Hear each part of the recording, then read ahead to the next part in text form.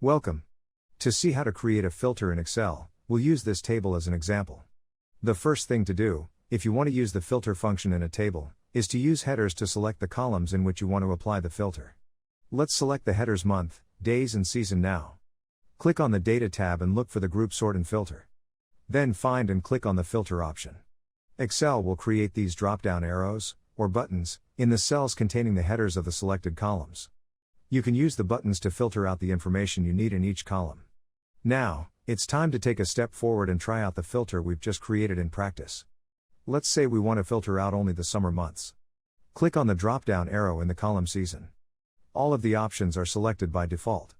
Unselect the options by clicking on Select All. Now tick the box next to the option which we want to filter out, which is Summer.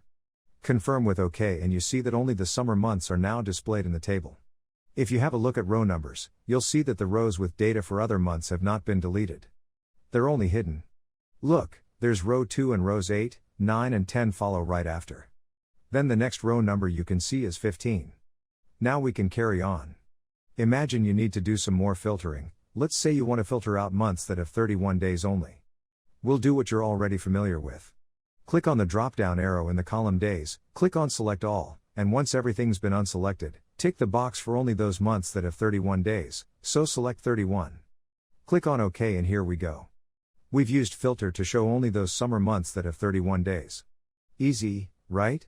If you found this tutorial helpful, give us a like and watch other video tutorials by Excel with Mark.